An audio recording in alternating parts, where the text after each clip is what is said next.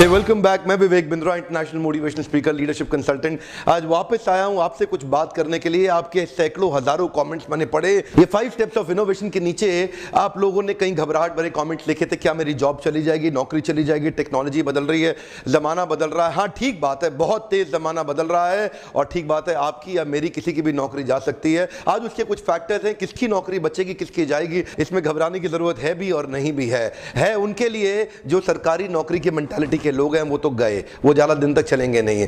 Artificial intelligence आ गया है, robots आ गए हैं जो अमेरिका के अंदर तरह तरह की रिसर्च जो कि ऑक्सफोर्ड ने भी करी और इनफैक्ट ओबामा के सेक्रेटेरिएट ऑफिस ने भी दे दिया एक रिसर्च के 2030 तक 50% जॉब्स अमेरिका के अंदर रोबोट्स और आर्टिफिशियल इंटेलिजेंस खा जाएंगे।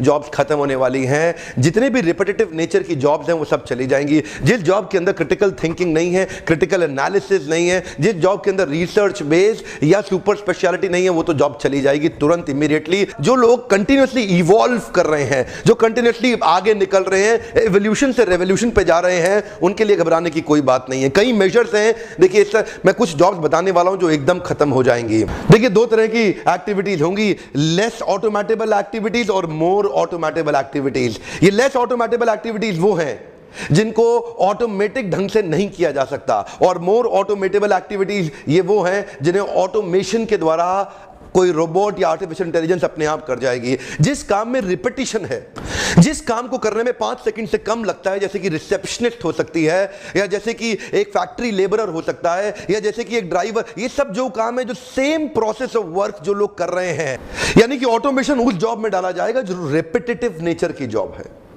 ये उस जॉब में डाला जाएगा जो कि एक रिपीटेबल काम है जिसमें प्रेडिक्टेबिलिटी बहुत ज्यादा है। तो आर्टिफिशियल इंटेलिजेंस के साथ कोडिंग करके, रोबोट्स लेकर के उसका ऑटोमेशन करना इतना आसान हो जाएगा। यही वो एरिया है जहां पे बहुत सारी जॉब्स चली जाएंगी। आपको लगा ये चिंता की बात है, हो सकता है चिंता की बात हो सकता है ना भी हो, लेकिन उनके लिए है जितने लोग सरकारी मेंटालिटी के लोग हैं, फिनिश्ड, इनका जब लंबा नहीं चलेगा। आज जो पढ़ाई हो रही है स्कूल कॉलेज के अंदर, 10 से 15 साल के बाद वो पढ़ाई ज्यादा काम नहीं आएगी। ह्यूमंस और कंप्यूटर्स के डायनामिक्स को जोड़ने वाले लोग ज्यादा सफल हो पाएंगे। हो सकता है ज्यादा सफलता मिले स्टेम में। आज आप जितनी अमेरिकन बड़ी कंपनीज आप देख रहे हैं, ये सब आज स्टेम पे फोकस कर रहे हैं। सेंसिटाइजेशन हो रहा है। Federal government, American government sensitization कर रही है स्टेम के ऊपर। स्टेम मतलब साइंस, टेक्नोलॉजी, इंजीनियरिंग और मैथमेटिक्स। मुद्दे की बात है, आर्टिफिशियल इंटेलिजेंस और ऑटोमेशन या रोबोट्स कहां पे ज्यादा काम आएंगे। कुछ लोग होंगे, कुछ तरह के काम मैसेज करते हैं, कुछ क्लासेस करते हैं। मैसेज वो काम करते हैं जो सब लोग कर सकते हैं, जो काम हर कोई कर सकता है वो काम रोबोट भी कर लेगा। और कुछ काम होते हैं क्लासेस के, जो होता है सुपर स्पेशलाइजेशन, जिसमें इंटेलेक्चुअल एबिलिटीज का इस्तेमाल होता है, क्रिटिकल थिंकिंग का इस्तेमाल होता है, एनालिसिस एंड एनालिटिकल एबिलिटीज का इस्तेमाल होता है, रिसर्च वर्क का भी इस्तेमाल हो सकता है, कंटिन्यूअस अपग्रेडेशन होती है। ये वो जॉब्स हैं जो खाली क्लासेस करेंगे। अब थोड़ा अगर इंटेलिजेंस के साथ समझें, बड़ा इन्वेस्टमेंट वही किया जा सकता है जो बड़ी कॉस्ट को रिप्लेस करता हो। यहां पे बहुत बड़ी कॉस्ट है जिसको रिप्लेस किया जा सकता है, ये आम जनता है। ये स्पेशलाइज्ड जनता है जो कंटिन्यूस अपने आप को अपग्रेड कर रही है। इसको कोई भी रिप्लेस करने की कोशिश नहीं करेगा। उनको पता है ये थोड़े ही लोग हैं, इनको तो हम पैसा दे देंगे। जैसे कि ड्राइवरलेस गाड़ियां आ रही हैं। अब इस समय कुछ सैकड़ों बिलियन डॉलर का जो मार्केट है आज ड्राइवर्स का, वो खत्म हो जाएगा। अभी 20 साल लगेंगे इंडिया तक पहुंचने में। अमेरिका में चालू हो गए, हम लोग एक्चुअली 10-15 साल पीछे चल रहे हैं। ऑफ कोर्स मोदी सरकार यहां पे skill building, skill India, skill building पे काम कर रही है, मैं बधाई देता हूं उनको। लेकिन अभी स्किल के साथ साथ ऑटोमेशन पे काम करना बड़ा जरूरी, क्योंकि यहां पे कोई सोच नहीं रहा है उसके बारे में। मासेस में स्केलेबिलिटी और फाइनेंशियल वायबिलिटी आती है, इसको बड़ा किया जा सकता है तो इस पे इन्वेस्ट किया जाएगा। वहां पे आपकी जॉब हमेशा सेफ रहेगी।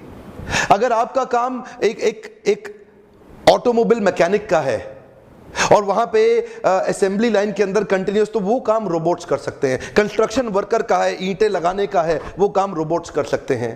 अगर आपका काम कोरियर या डिलीवरी बॉय का है, वो आगे चल के इलेक्ट्रिक ड्रोन्स करेंगे।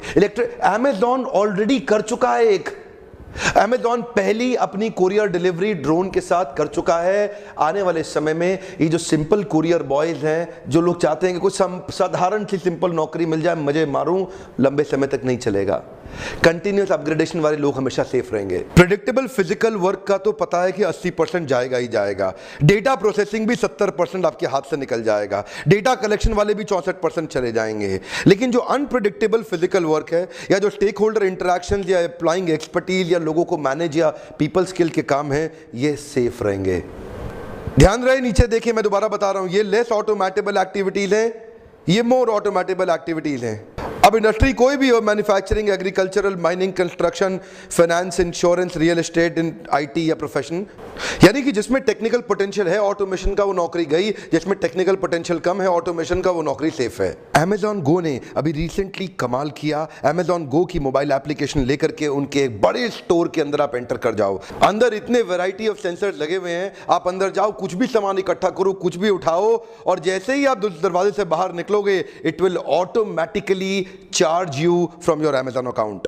कोई लाइन में लगने की जरूरत नहीं है, जाकर के आपको लेबल पे उसको पंच करने की जरूरत नहीं है, कोई स्क्रीनिंग करने की जरूरत नहीं है। आपने जितना सामान इकट्ठा किया उठा के चुपचाप निकल जाओ, चुपचाप अंदर घुसो, चुपचाप निकल जाओ। खुद ही सारे सेंसर स्क्रीनिंग करके वो बिल आपके अकाउंट से अपने आप काट देगा। इसका मतलब क्या हुआ? इसका मतलब कैशियर की नौकरी गई। इसका मतलब क्या हुआ? अकाउंटेंट, टेलर की नौकरी गई। जानते हैं, इसी प्रकार जितने रिपीटेटिव नेचर के जॉब्स हैं वो आर्टिफिशियल इंटेलिजेंस डेवलप कर लेगा। मेरे पिछले वीडियो में आपको मैं उबर, गूगल और टेस्ला की ड्राइवरलेस कार्स के बारे में पहले ही बता चुका हूं, जिससे प्रिसिजन बहुत ज्यादा आ रहा है और डिफेक्ट कितना हो जाएगा, 0 एक्सीडेंट के चांसेस हो जाएंगे, खत्म, ड्राइवर्स की नौकरी गई। इमेज को रिकॉग्नाइज करने के सॉफ्टवेयर और पैटर्न्स ऑलरेडी डेवलप किए जा चुके हैं। अब सिक्योरिटी गार्ड का काम क्या रह जाएगा? उसके बाद तो आर्टिफिशियल इंटेलिजेंस से रोबोट्स को प्रिपेयर करें और बहुत सारा पैसा बचाया जा सकता है। अब रोबोट को ना मंथली सैलरी नहीं देनी है, उसकी खाली कुछ मेंटेनेंस होनी है, तो उसकी मेंटेनेंस जैसी कुछ नई जॉब्स आ जाएंगी।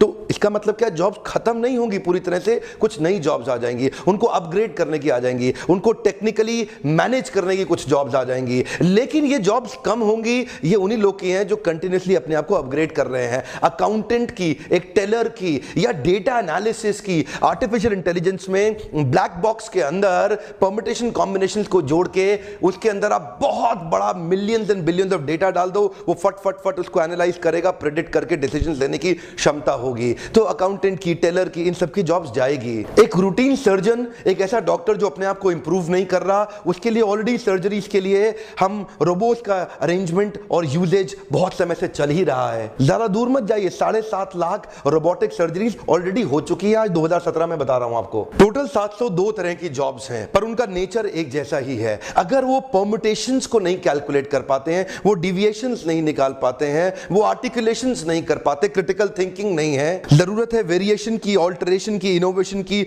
मॉड्यूलेशन की या कंप्लीट ट्रांसम्यूटेशन की। कॉग्निटिव इंटेलिजेंस के साथ बचेगा व्यक्ति, रिसर्च क्रिटिकल थिंकिंग के साथ बचेगा। पहले मैंने सोचा था ये खाली बज़ वर्ड है, आर्टिफिशियल इंटेलिजेंस आएगा चला जाएगा, लेकिन ऐसा नहीं है, बड़ी प्रोफाउंड साइंस है ये। ध्यान से देखिए, फायदे नुकसान दोनों है। एक एरर फ्री सोसाइटी का सपना बनाया गया है। स्पीड ऑफ एग्जीक्यूशन बहुत तेज होगी, डिसीजंस बहुत तेज होंगे, ताकि लाइफ को आसान किया जाए और बड़े प्रोजेक्ट को कम समय में अचीव किया जाए।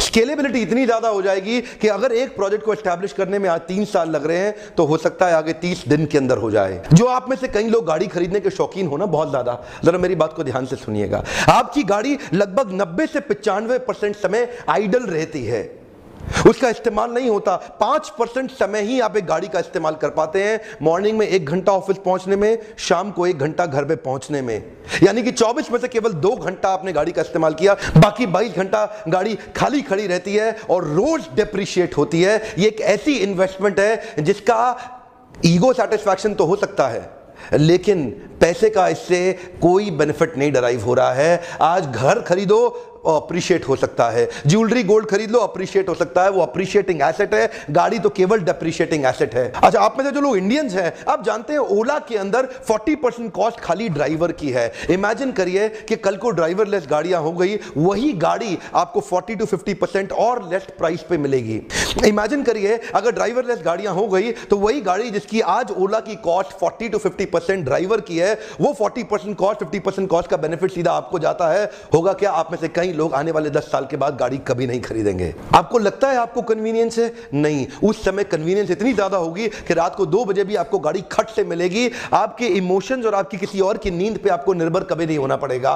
कन्वीनियंस ऐसी है कि इतना बड़ा पैसा आपका ब्लॉक होने से बच जाएगा, जिसको आप अप्रिशिएटिंग एसेट में इन्वेस्ट करके उसका बड़ा रिटर्न लेंगे। यहां ये पैसा रोज आपके पीएनएल अकाउंट के अंदर लॉस में कंट्रीब्यूट कर रहा है, गाड़ी डिप्रिशिएट कर करके। यूएस गवर्नमेंट, फेडरल गवर्नमेंट आज सेंसिटाइजेशन के लिए पब्लिक प्रोग्राम्स कर रही है, इवेंट्स कर रही है, वर्कशॉप्स कर रही है, सेमिनार्स कर रही है, ताकि अमेरिकन को समझ में आए कि वो उसकी तैयारी कैसे करें, क्योंकि इसका सबसे पहला इंपैक्ट यूएस में आएगा। इंडिया में आने में अभी थोड़ा समय बाकी है। वहां पे आज टीवी शोज, लाइव शोज हो रहे हैं, लोगों को डिस्कशन के लिए संडेज को इनवाइट किया जा रहा है ताकि उनको तैयार कर सकें। ऑफ कोर्स अमेरिका में वो काम सरकार कर रही है, लेकिन भारत में वो काम आपके लिए मैं करना चाहता हूं, ताकि मैं आपको शेयर कर सकूं कि आप अपने आप को, अगर आपके बच्चे आज छोटे हैं तो उनको साइंस की, एल्गोरिथम्स की कुछ एक्स्ट्रा क्लासेस अटेंड करवाइए, उनको सपोर्ट क्रिएट करके दीजिए, ताकि ह्यूमन और कंप्यूटर्स के बीच में क्लोज डायनामिक्स की जो फ्यूचर की तैयारी है वो आपके बच्चे आज कर सकें। ह्यूमैनिटीज, आर्ट्स, कॉमर्स के स्टूडेंट्स भी